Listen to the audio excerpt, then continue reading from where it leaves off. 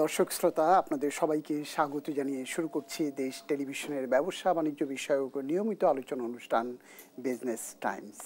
আজ আমাদের আলোচনার বিষয় কোন পথে অর্থনীতি। আর এই আলোচনার জন্য আমরা আমাদের স্টুডিওতে আমন্ত্রণ জানিয়েছি বরেণ্য অর্থনীতিবিদ, অর্থনৈতিক বিশ্লেষক তৌফিকুল ইসলাম খান, অতিরিক্ত গবেষণা পরিচালক, Centre for Policy Dialogue, CPD. আপনাকে স্বাগত জানাচ্ছি আমাদের স্টুডিওতে। প্রিয় দর্শক, এই আলোচনায় এগিয়ে নিতে আপনাদের সঙ্গে থাকবো আমি সুলতান মাহমুদ। ফিরবো আলোচনায়। তার আগে শুধু এটুকু বলতে চাই যে দেশের অর্থনীতি নানান টানাপোড়েনের ভেতর দিয়ে যাচ্ছে বলে প্রতীয়মান হচ্ছে। এখনই সামনে নির্বাচনের একটি দিনক্ষণ ঘোষণা করা হয়েছে। রাজনৈতিক দলগুলো একরকম নির্বাচনী ট্রেনে উঠে পড়েছে, অনেকটা সেরকমই দৃশ্যমান। এরই মধ্যে দেশের ব্যবসা বাণিজ্য, ব্যাংকিং খাত, পুঁজিবাজার সেগুলো একটি টালমাটাল অবস্থার মধ্যে যাচ্ছে বলে অর্থনৈতিক বিশ্লেষণে বেরিয়ে আসছে। কেন এই পরিস্থিতি বা এর নেপথ্যে কি, কোন পথে উত্তরণ, সেটি নিয়ে আজকে আমরা আলোচনা করতে চাই আমাদের অতিথির সঙ্গে। জনাব তৌফিকুল ইসলাম খান, প্রথমেই জানতে চাই আপনার কাছে কেমন আছে আমাদের অর্থনীতি? ভালো মন্দ মিলিয়ে আছে। মানে এখন আপনি কিসের সাথে তুলনা করবেন, এটা হলো গুরুত্বপূর্ণ জায়গাটা। আমরা সাধারণত যদি তুলনা করি তাহলে আমরা চিন্তা করি হলো একটা জায়গা হলো যে যখন এই সরকার মানে ক্ষমতার গ্রহণ করেছিলেন, দায়িত্ব নিয়েছিলেন, সেটা প্রায় বছরখানেক আগে। সেই সময়ের সাথে যদি তুলনা করি, অনেকগুলো সূচক আছে যেগুলো নিঃসন্দেহে আগের থেকে খুবই ভালো, মানে ইমপ্রুভমেন্টের দিকেই আছে আর কি।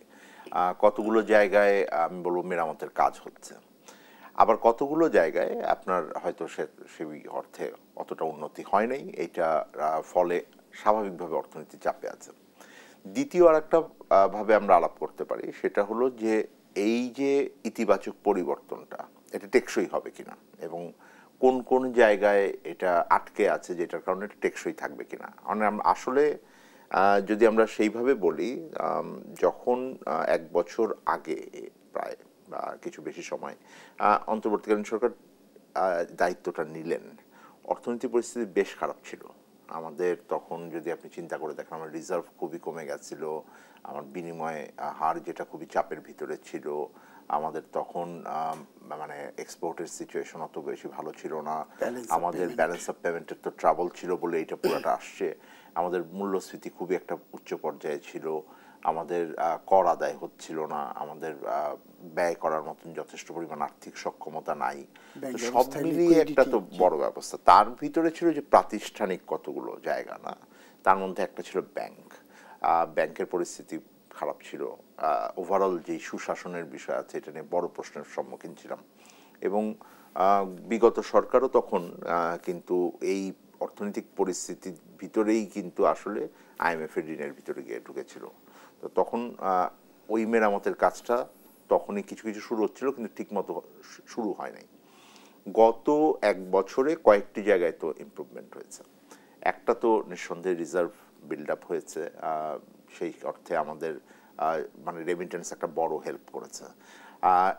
তার সাথে আমাদের যে এক্সপোর্ট যদি বলি, সেটা মোটামুটি একটা ইতিবাচকভাবেই ছিল গত বছর।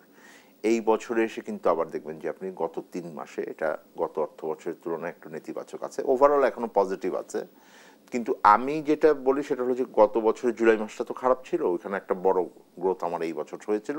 3-4 মাসের হিসাবে যদি দেখি, প্রায় গত বছরের সমান সমান আছে এক্সপোর্ট আর্নিং। আর রেমিটেন্সটা এখনো পজিটিভ গ্রোথ আছে, কিন্তু এটা খুব বেশি আর আমার মনে হয় যে গত বছর যেরকম আমরা একটা বড় বুস্ট পেয়েছিলাম সরকার পরিবর্তনের পরে, এইটা হওয়ার এখন নতুন করে আর প্রবৃদ্ধি হওয়াটা কঠিন আর কি, বড় আকারের। ফলে আমার যে ব্যালেন্স অফ পেমেন্ট সিচুয়েশন আছে, এইটার মূলত এখন পর্যন্ত আমি কন্টেইন করতে পারছি, কারণ আমার চাহিদাটা অতখানি নাই। ইম্পোর্ট সিচুয়েশনটা রিলেটিভলি কম আছে। দ্বিতীয় হলো আমার ব্যাংকিং খাতের একটা ইমপ্রুভমেন্ট হয়েছে। আমরা ওই সেই 6-9 একটা বিভৎস নীতির থেকে বের হয়ে আসতে পেরেছি। ব্যাংকিং খাতের মধ্যে যে বিরাট একটা লুটপাট হয়েছে ওইটাকে আমরা অন্তত এখন আইডেন্টিফাই করতে পারছি। এটা থেকে বের হয়ে আসছি বলা যাবে না, কিন্তু এখন প্রকৃত চিত্রটা আছে। ফলে ব্যাংকিং খাতের ভিতরে একটা বৈপরীত্য দেখতে পাবেন আপনি। কতগুলো ব্যাংক আছে খুবই অসুবিধার ভিতরে আছে, এবং এইটার প্রায় লাখ লাখ যারা আমানতকারী আছেন তারা এটা তো অবশ্যই একটা মানে তাদের পুরো সম্পত্তি হয়তো যা রেখেছিলেন সেটা এখন হুমকির মুখে আছে। আবার অন্যদিকে যদি দেখেন 5টা 7টা 10টা ব্যাংক আছে যারা অসম্ভব ভালো রকমের ইতিবাচক প্রফিট করেছে গত বছর। ওভারঅল যদি বলেন তাহলে ব্যাংকিং খাতের ভিতরে এখনো চাপটা আছে, কারণ ব্যাংক যদি কোনোটা যদি আমার ফেল করে এইটার একটা বিরাট নেতিবাচক ভূমিকা আমার থাকবে। অন্যদিকে যদি আমি বলি তাহলে আমার যেই ব্যাংকগুলো অনেক প্রফিট করছে, কারণ ওখানে সবাই এখন কনফিডেন্স রেখে ওখানে আমানত নিয়ে যাচ্ছেন, কিন্তু সেই অর্থে আমার যদি চাহিদা না থাকে তাহলে তার জন্য কিন্তু তখন এই এত হিউজ লিকুইডিটি মেনটেন করাটাও কঠিন হবে, বার্ডেন হয়ে যাবে, তার জন্য বার্ডেন হয়ে যাবে। সো উনি কিন্তু তখন যেটা করার চেষ্টা করবেন তার ব্যবসা চালানোর জন্য আমার ওভারঅল ব্যাংকিং খাতের সিচুয়েশনটা ভালো হওয়া দরকার। তো সেই চাপটা আছে, সেই সংখ্যাটা এখনো আছে।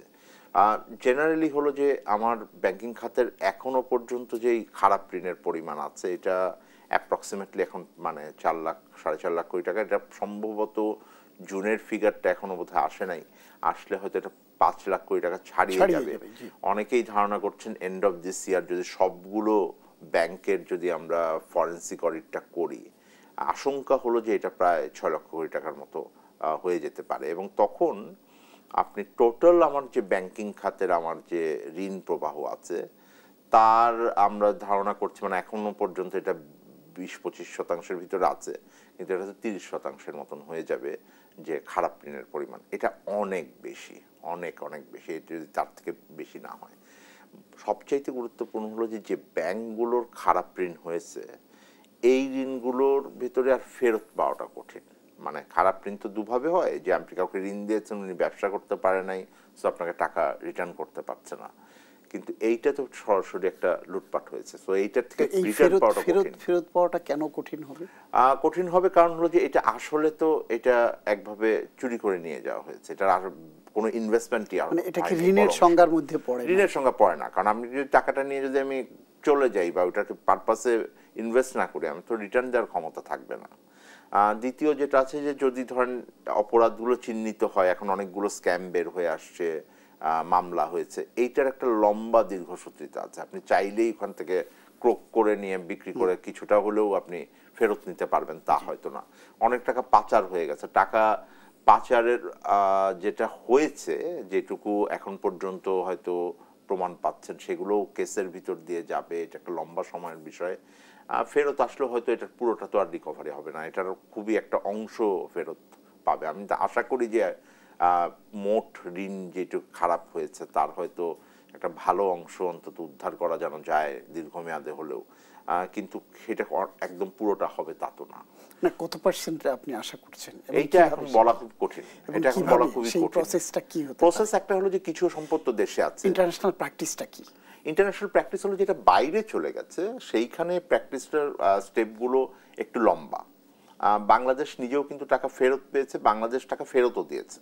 তো সারা বিশ্বে একটি দুটি ঘটনা, কিন্তু হয়েছে। তো তো মেইন যেটা প্রসেস যদি আমি বলি, প্রসেসে যেটা করতে হয় সেটা হলো প্রথমে আপনার এখানে একটা অপরাধ চিহ্নিত হতে হয় যে এই টাকাটা বাইরে গেছে, এবং সেটাকে চ্যানেল করে আমাকে ট্রেস করতে হয় যে ও কোথায় গিয়েছে, এবং সেইখানে আমার ওই কোর্টেও তখন আমাকে ওই দেশের আমাকে প্রমাণ করতে হবে যে তোমার কাছে এই টাকাটা আছে, এটা অবৈধ, এবং এই টাকাটা দিয়ে এই অ্যাসেটটা, এটা লিকুইড অ্যাসেট হোক অথবা আপনার কোনো রিয়েল অ্যাসেট হোক, আপনি সেই জায়গাটাতে যদি ইনভেস্ট করেন আপনাকে বলতে হবে যে এই টাকাটাই ওই টাকা।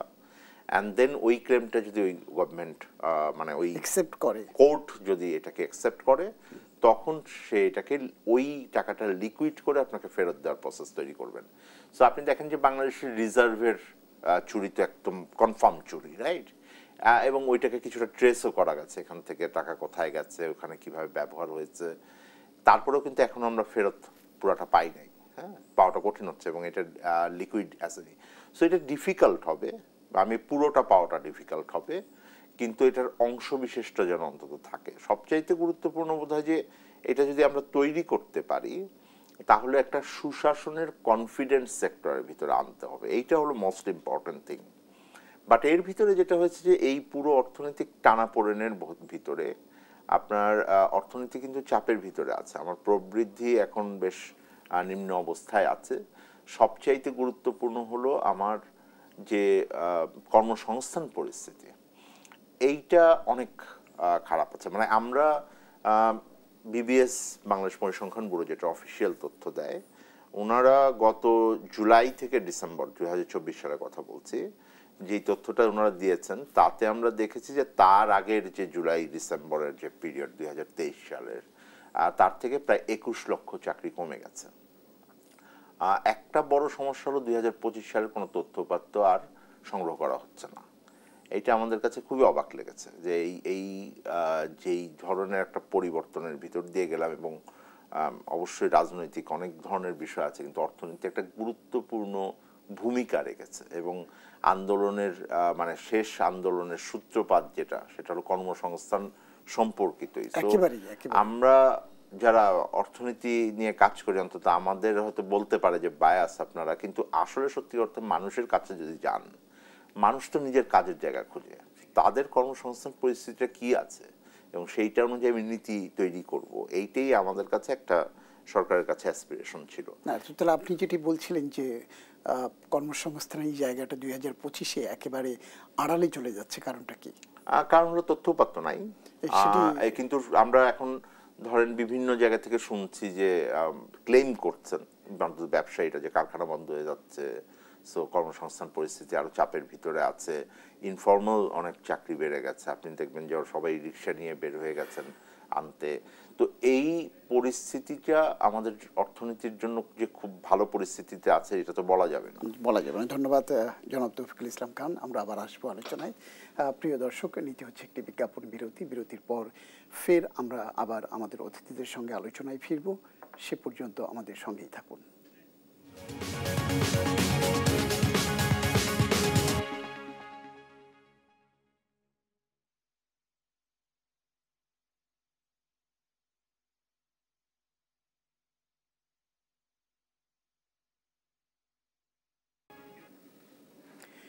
প্রিয় দর্শক শ্রোতা, আবার ফিরছি আমাদের নির্ধারিত আলোচনায়। আমরা আজ কথা বলছি অর্থনীতির গতি প্রকৃতি নিয়ে। আমাদের আলোচনায় আজকের অতিথি বেসরকারি গবেষণা সংস্থা সেন্টার ফর পলিসি ডায়ালগের অতিরিক্ত গবেষণা পরিচালক তৌফিকুল ইসলাম খান। জনাব খান, আমরা আবার আপনার কাছে আসছি।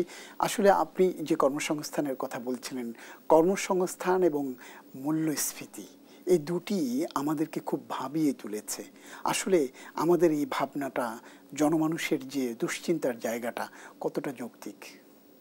শোনেন, আমি আপনার কথা বলি, আমরা যারা অর্থনীতিবিদ, হ্যাঁ, আমরা যদি যৌক্তিক বলি অযৌক্তিক বলি, মানুষ যেটা নিজে ফিল করছে সেটা থেকে কি বাইরে হবে? আমরা তো এটা বুঝতে পারছি। আমাদের যেটা বরং উল্টো করে বলি, উনারা যেটা অনুভব করেন প্রতিদিনের ওনার জীবনযাত্রায়, সেইটা আমরা ধরতে পারি কিনা আমাদের তথ্য উপাত্ত, আমাদের যে বিশ্লেষণ, সেটা দিয়ে আমি মনে করি ধরতে পারি। আমরা যে পরিস্থিতি দেখছি, আমি আপনাকে কয়েকটা উদাহরণ দিয়ে বলি। এক নম্বর হলো যে বাংলাদেশে কর্মসংস্থান কমছে, মানে একেবারে কর্মসংস্থানই কমছে, আগের থেকে বাড়ে নাই, বাড়া কমে গেছে তাও না। এটা কি হঠাৎ করেই এই অন্তর্বর্তীকালীন সরকারের সময় নাকি আগে থেকে? এটা আগের থেকেই শুরু হয়েছে পরিস্থিতি, এটা কন্টিনিউয়েশন, এটা আরো ডিপেন্ড হয়েছে, আরো একটু গভীর হয়েছে। আর দ্বিতীয় হলো যেটা, সেটা হলো যে আপনি দেখেন যদি গত প্রায় 3-4 বছর ধরে আপনার টানা আমার যে মূল্যস্ফীতির হার, আর সেইটা আমার 4 বছরের বেশি হয়ে গেছে।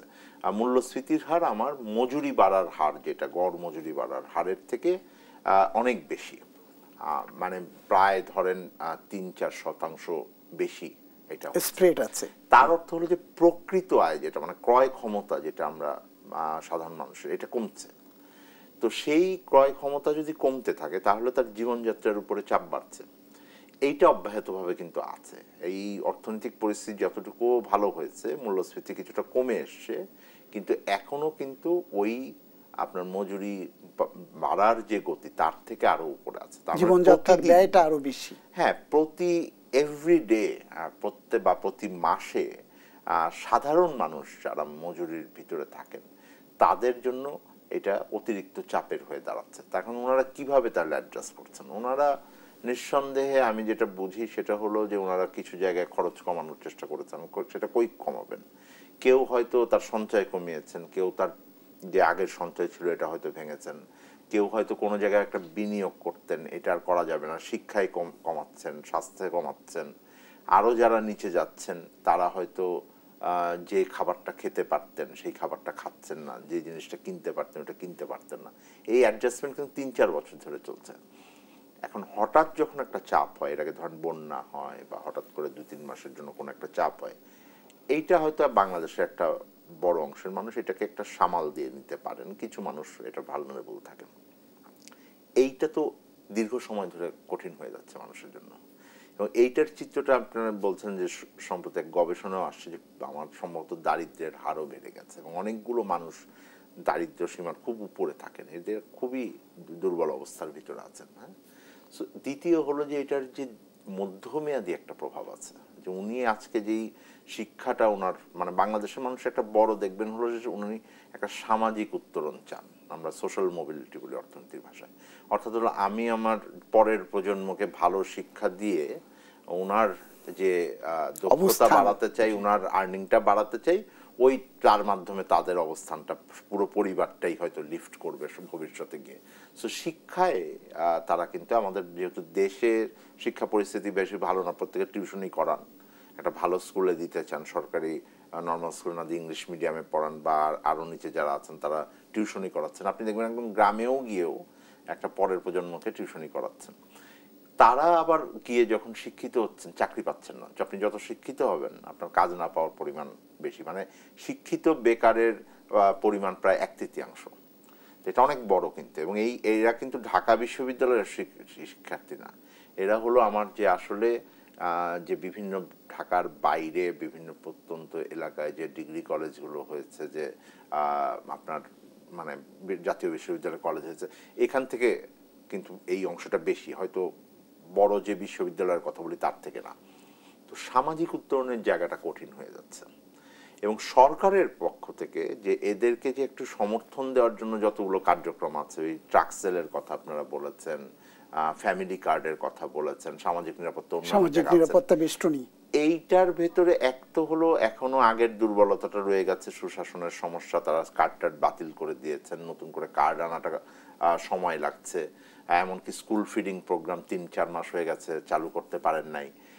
তো এই ক্ষমতাটাও কম, ওনার আর্থিক সক্ষমতা নেই, কারণ কর আদায় করতে পারছেন না আবার সরকার। হ্যাঁ, তাহলে নিম্ন মধ্যবিত্ত বা নিম্ন আয়ের মানুষ একটি কঠিন চাপের মধ্যে যাচ্ছে, নিঃসন্দেহে কঠিন অবস্থার ভিতরে আছেন। আমি শুধু মানে এইটুক বলতে চাই টিভিতে, সেটা হলো যে যদি সাধারণ মানুষরা দেখেন ওনাদের পরিস্থিতি যেমন ওনারা বোঝেন, প্রত্যেকে যার যার, আমরা সামগ্রিক পরিস্থিতিটাও বুঝতে পারছি। সুতরাং অর্থনীতির ওই চাপটা খুবই রিয়েল এখন, এবং এইটা যেহেতু স্বল্প মেয়াদের থেকে এখন মধ্যমেয়াদে পরিণত হয়েছে, এইটা থেকে দ্রুত উত্তরণ করাটা আমাদের জন্য জরুরি। কারণ এরা যদি বের হয়ে আসতে না পারেন, এরা যদি কম পুষ্টিতে থাকেন, কম শিক্ষায় থাকেন, তাদের সঞ্চয় যদি কমতে থাকে, তাহলে কিন্তু অর্থনীতি চাপে পড়বে। কারণ অর্থনীতির চাহিদা তৈরি হবে না। আপনার যখন এদেরকে আপনি উত্তরণ করতে পারেন, তারা একটা চাহিদা তৈরি করেন, সেটা দিয়ে আবার উৎপাদন হয়, সেটা দিয়ে আবার কর্মসংস্থান তৈরি হয়। জনাব তৌফিক, আমরা দেখছি উত্তরণের পরিবর্তে অবনমনের দিকে যাচ্ছে। আপনি যে কর্মসংস্থানের কথা বলছিলেন, যারা বিশেষ করে রপ্তানিমুখী শিল্পে যারা আছেন তারা বেশ হাহুতাশ করছেন, বিভিন্ন জায়গায় সেমিনার, সভা সমাবেশ বা প্রেস কনফারেন্স করে বলছেন যে রপ্তানিমুখী শিল্পগুলো একে একে বন্ধ হয়ে যাচ্ছে এবং সেখানটাতে কর্মসংস্থান কমে যাচ্ছে। বিদেশি যে ক্রয় আদেশ, যেটি আমরা যদি আমাদের গার্মেন্টস শিল্পের কথা বলি, সেখানে ক্রমাগতভাবে ক্রয় আদেশ কমে যাচ্ছে। তাহলে কর্মসংস্থান কি পরিস্থিতিকে আরো কঠিন হচ্ছে? হ্যাঁ, কর্মসংস্থান পরিস্থিতি কঠিন হচ্ছে, এবং যেই অংশটা কমেছে মূলত নারীতে কমেছে, এবং আমাদের মানে হয়তো আমাদের এক্সপোর্টের কিছু গ্রোথ হয়েছে, কিন্তু এটা কর্মসংস্থানে ট্রান্সলেট হয় নাই। এক্সপোর্টের গ্রোথটা বলতে in terms of volume, in terms of value, আমরা ডলার টার্মসে যদি বলি, কিন্তু এটা কর্মসংস্থানে এটা রূপান্তর হয় নাই আর কি। তো সেই চাপটা কিন্তু থাকবে সাধারণ মানুষের ভিতরে, কারণ এটা একেবারেই যারা আপনি গ্রামের মানুষ, একেবারেই যারা নিম্ন আয়ের মানুষ, তারা এই সেক্টরটার ভিতরে আসেন। তাহলে এখান থেকে তাদের উত্তরণের জন্য পথ কি? কর্মসংস্থান করবে। উত্তরণের বড় জায়গা হলো আমার দুটো। একটা হলো আমার সরকারি যে বিনিয়োগ আছে, আর যে ইনফ্রাস্ট্রাকচার দেওয়ার কথা, যে সুশাসন দেওয়ার কথা, সেই পলিসি ফ্যাসিলিটিগুলো দেওয়া। আর দুই হলো ব্যক্তি খাতের বিনিয়োগ বাড়াতে হবে। এবং সেই বিনিয়োগ বাড়ছে না তো, আপনি যেটা বিনিয়োগ বলছেন বাড়ছে না, কেন বিনিয়োগ বাড়ছে না। এবং আপনি এই জন্য আমি বলছি যে ম্যাক্রো ইন্ডিকেটরে ধরেন আপনি হয়তো স্বস্তি নিতে পারেন যে আমার ব্যালেন্স অফ পেমেন্ট সিচুয়েশন ভালো হচ্ছে, কিন্তু এটার একটা বড় জায়গা হলো আমার চাহিদা কম, আমার আমদানি কম হচ্ছে। এবং এই আমদানিটা যে কম হচ্ছে, এটার বড় জায়গাটাই কিন্তু আমার আসলে এই পুঁজি পণ্য যেগুলো আমরা বলি, মূলধনী যন্ত্রপাতি, এবং আমরা ওই ধরনের পণ্য কিন্তু অনেক কম আসছে। সো আপনার ওইটা আবার কিন্তু ভবিষ্যতের বিনিয়োগের সাথে সম্পৃক্ত। সুতরাং বিনিয়োগ পরিস্থিতি ব্যক্তি খাতে খুবই কম। ব্যক্তি খাতে যদি আপনি ঋণ প্রবাহ দেখেন, এটা খুবই নিম্ন পর্যায়ে প্রবৃদ্ধিটা আছে আর কি। এটা মানে ইনফ্লেশন রেটের থেকেও কম। তার মানে হলো রিয়েল আপনার আসলে যে ঋণ, এটা হচ্ছে না আর কি খুব একটা। তো সেক্ষেত্রে কি আপনার আপনি বলছেন যে লোকাল বিনিয়োগের কথা বলছেন, আমরা যেটা বলি লোকাল বিনিয়োগ এবং এফডিআই, আপনি এফডিআই এর চিত্রটা কি সেক্ষেত্রে? এফডিআই সামান্য কিছুটা বেড়েছে, বড়টাই হলো আগের কোম্পানিগুলো রিইনভেস্ট করছে। অর্থনীতির ভিতরে একটা পরিবর্তন এসেছে, মানে বড় কোম্পানি, কিছু ভালো কোম্পানিরা অত চাপের ভিতরে নাই। আপনাকে রিলেটিভলি মানে ছোট কোম্পানিগুলো চাপের ভিতরে আছে। হ্যাঁ, আপনার এটা এক্সপোর্টের ক্ষেত্রেও সত্যি, অনেকগুলো বড় কোম্পানির আরও বাড়ছে। তো সেই যেইটা হয়তো ম্যাক্রো পিকচারে আপনি বলছেন যে কমছে না, কিন্তু বেশ কিছু কারখানা আবার চাপের ভিতরে পড়ে যাচ্ছে। নতুন করে বিনিয়োগ আসাটা, যেটা আমরা ফ্রেশ এফডিআই বলি আর কি, সেই ধরনের এফডিআই খুব একটা বাড়ে নাই। হ্যাঁ, সো এটা বাড়েই নাই, এটা কমেছে। তো সবাই আসলে একটা অপেক্ষমান জায়গার ভিতরে আছে যে আসলে তো একটা রাজনৈতিক উত্তরণের ভিতর দিয়ে যাচ্ছে, অর্থনৈতিক পরিস্থিতিটাও রিকভার করছে। তো সেই জায়গাটাতে ওনারা অপেক্ষা করছেন, কিন্তু বড় একটা জায়গা তো নিশ্চয়ই রাজনৈতিক উত্তরণ। এটা বারবারই বিনিয়োগকারীরা ডক্টর তৌফিক, আপনি যেটি বলছেন যে আসলে বিনিয়োগের এই পরিস্থিতি, তারপর কর্মসংস্থানের এই পরিস্থিতি, রপ্তানি বাণিজ্যের এই অবস্থা, তো সরকারের যে আয়ের উৎস রাষ্ট্র পরিচালনার ক্ষেত্রে, সেটি আসে মূলত রাজস্ব আয় থেকে, কর আদায় থেকে। সেখানটাতে আপনি কি কোনো পজিটিভ কিছু দেখতে পাচ্ছেন?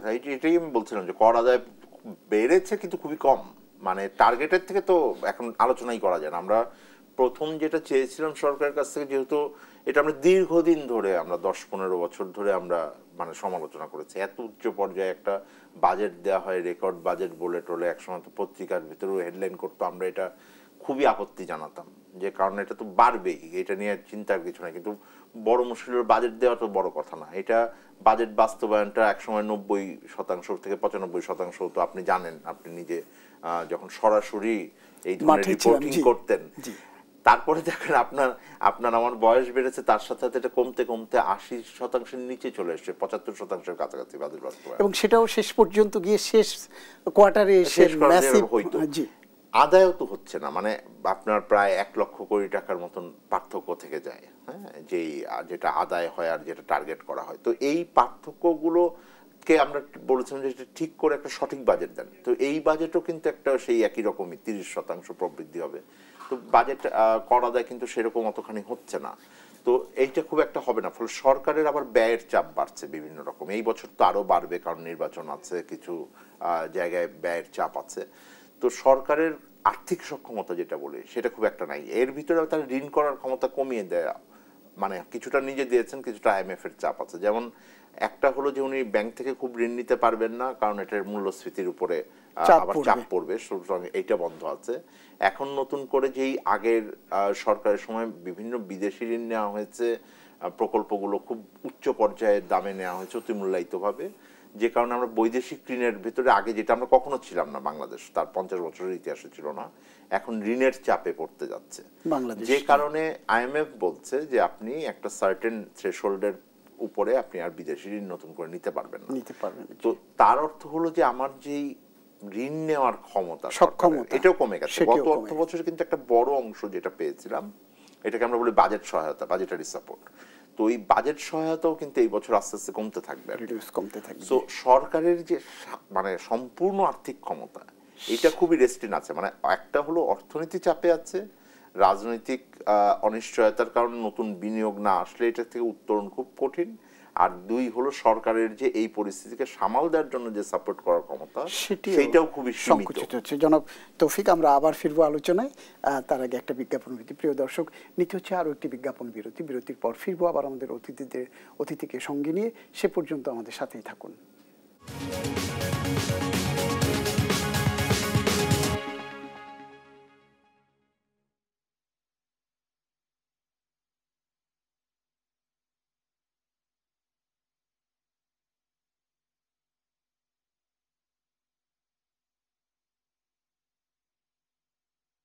বিজ্ঞাপন বিরতির পর ফিরছে আবার আমাদের নির্ধারিত আলোচনায়। আমরা আজকে কথা বলছি অর্থনীতির গতি প্রকৃতি নিয়ে।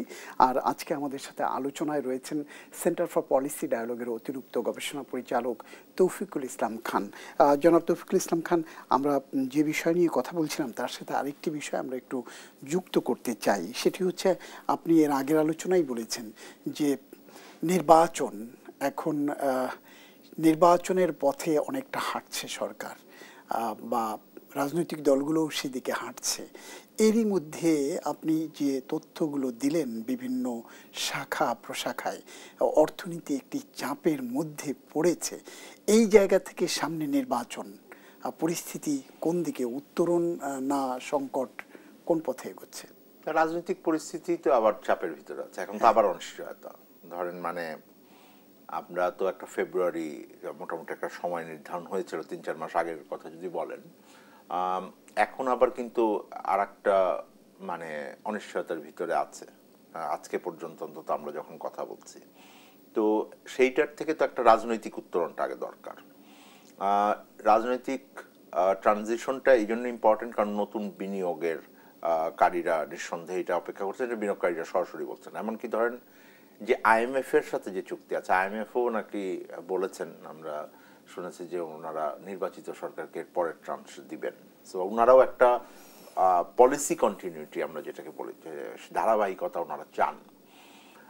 আমার কাছে যেটা রাজনৈতিক সংকটের বড় জায়গাটা যেটা দরকার হচ্ছে সেটা হলো যে যদি আপনি খুব পরিষ্কার পথ দ্রুত না দেখতে পান তাহলে অর্থনীতি আরো চাপের ভিতরে পড়বে। এটা হলো এক। দুই হলো অর্থনীতি যে চাপে আছে সেইটার জন্য আপনার রাজনৈতিক দলগুলো যথেষ্ট পরিমাণ ওইটাতে মনোযোগ দিতে পারেন নাই এখনো, কারণ ওনারা এখনো পলিটিক্যাল ফাইট করছেন। সো মানে সংস্কার কেমন হবে, জুলাই সনদ কেমন হবে, এই আলোচনা, ওটার গণভোট হবে, এইগুলো এখনো ওনাদের মানে মানসপটে অর্থনীতি নাই। কিন্তু সাধারণ মানুষের জন্য কিন্তু রাজনৈতিক ইসের সাথে সাথে সরাসরি কিন্তু আপনার মানে অর্থনীতি ইম্পর্টেন্ট। তার কর্মসংস্থান, তার জিনিসপত্রের দাম, সে চলতে পারছে কিনা, শিক্ষা সে ভালো দিতে পারছে কিনা, স্বাস্থ্য ভালো আছে কিনা। তো সেইগুলাই কিন্তু এখনো রাজনীতিবিদদের সরাসরি মনোযোগ অন্তত আমরা মানে কথাবার্তায় ওনাদের দেখতে পাইনি। ওনারা হয়তো আলাদা আলাদা করে হয়তো বলেন বিভিন্ন প্রতিশ্রুতির কথা। সো ওই বিষয়টা আমার মনে হয় যে মনোযোগটা হারাচ্ছে যতখানি তার পাওয়া উচিত। তৃতীয় হলো যে এই অর্থনীতির উত্তরণের জন্য যেই ধরনের অর্থনৈতিক সংস্কারের দরকার, সেই অর্থনৈতিক সংস্কারের যথেষ্ট পরিমাণ বাস্তবায়ন এই সরকারের সময়ে হয় নাই। কিছু কিছু জায়গায় হয়েছে, একেবারে হয় নাই বলা যাবে না। ধরেন ব্যাংকিং খাতে বেশ কিছু কার্যক্রম হয়েছে স্পষ্ট, সেটা ক্ষেত্রে হয়তো আমরা এখনো পুরো পথটা জানি কি জানি না, এটা নিয়ে হয়তো জিজ্ঞাসার ভিতরে থাকি। বাট গভর্নর এটা বলছেন যে ওনারা সামনে এখন 5টা ব্যাংক নিয়ে কাজ করছেন, সামনে করবেন, এক ধরনের আছে। কিছু আটকে গেছে কিনা বুঝতে পারছি না, মানে বিদ্যুৎ খাতের ভিতরে যেগুলো আলোচনা চলছিল ওটা কোথায় হারিয়ে গেছে আপনি দেখেন এখন ডিসকাশনে নাই। বিদ্যুৎ জ্বালানি, আপনি যদি বড় একটা সমস্যা, আমি বলছিলাম সরকারের আর্থিক ক্ষমতা না, তো কর আদায় পরিস্থিতি, ওইখানে রাজস্ব আদায় নিয়ে যেই বড় সংস্কার আলোচনা ছিল, একটা কমিটি করা হয়েছিল, সেই কমিটি রিপোর্ট জমা দেওয়ার আগে তাদেরকে ভেঙে দিয়ে বাদ দেওয়া হলো। এখন আরেকটা কমিটি কাজ করছে, একটা বিতর্কিত অর্ডিন্যান্স আসলো, তারপরে পুরো এনবিআর এর ভেতরে এখন বিভিন্ন ধরনের উথাল পাথাল, চাকরিচ্যুত হওয়া, বের হওয়া। সো এটা তো খুব আমাদের জন্য মানে মসৃণভাবে এগিয়ে যাচ্ছে বলা যায় না।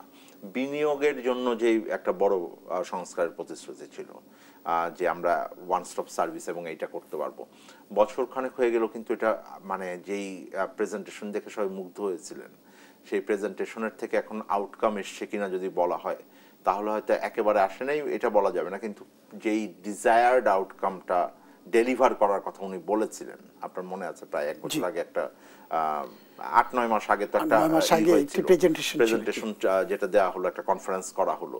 তো সেই যে প্রমিসগুলো করেছিল অন্তর্বর্তীকালীন সরকার বিনিয়োগ আকৃষ্ট করার জন্য, সেই প্রমিসগুলো ডেলিভারি কিন্তু কেউ দেখছেন না। এইখানে আবার একটা বড় প্রশ্নবোধক চিহ্ন ঝুলে আছে বাংলাদেশের এলডিসি থেকে উত্তরণ। ওইটার ভিতরে দেখেন আপনি সরকার ব্যবসায়ীদের পক্ষ থেকে চাপ আছে এটা কমানোর জন্য, ডিলে তো আর বাংলাদেশ ইচ্ছা করলে করতে পারবে না, বাংলাদেশ অন্তত চেষ্টা করবে। সরকারে কেউ বলছেন আচ্ছা করতে পারি, আবার কেউ বলছেন করা যাবে না। কালকেও আমি দেখলাম বোধহয় কোন একজন সেক্রেটারি বলেছেন করা যাবে না। এর ভিতরে অক্টোবর মাসে বাংলাদেশের একটা রিপোর্ট জমা দেওয়ার কথা ছিল, সেইটা বাংলাদেশ দিল কিনা এই মনোযোগও কিন্তু আপনার মানে সংবাদ মাধ্যমেও নাই। ওয়েবসাইটে আমি খুঁজলাম, ওয়েবসাইটেও দেয় নাই বাংলাদেশ। এখন দিয়েছে কি দেয় নাই কারোর আগ্রহ ওইটার মধ্যে নাই, কারণ ওখানে রাজনৈতিক ফায়ার ফাইট চলছে, সবার মনোযোগ এখন ওইখানে। সো রাজনৈতিক সংকট আপনার অর্থনৈতিক সংস্কার এবং উত্তরণের পথকে বাধাগ্রস্ত করবে। আপনি যতদিন এটাকে ডিলে করবেন, যত এখানে ফায়ার ফাইট চলবে, আপনার অর্থনীতি সাফার করবে, বোথ ইন দ্য মানে রিয়েল টাইম ম্যানেজমেন্ট এখনকার জন্য এবং এইটা সামনের দিনে উত্তরণের জন্য যে মধ্যমেয়াদী পরিকল্পনা রাখবে, দুটো জায়গাতেই আমি মনে করি যে এটা সাফার করবে। না, আপনি বলছিলেন যে 8 মাস আগে সরকারের পক্ষ থেকে বিডার কনফারেন্সের যেটা বলা হয়েছিল আপনি সেটিকে হয়তো সামনে এনেছেন। আরেকটি জায়গায় আমি বলতে চাই যে সরকার অন্তর্বর্তী সরকার দায়িত্ব নেবার পর একটি শ্বেতপত্র প্রণয়ন কমিটি করেছিল।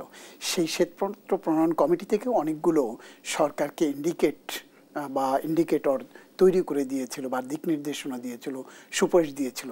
সেগুলোর কি কোনো বাস্তবায়ন আছে বা সরকারের কি এখানে সেগুলো বাস্তবায়নের ক্ষেত্রে কোনো সদিচ্ছা দেখতে পাচ্ছেন কিনা?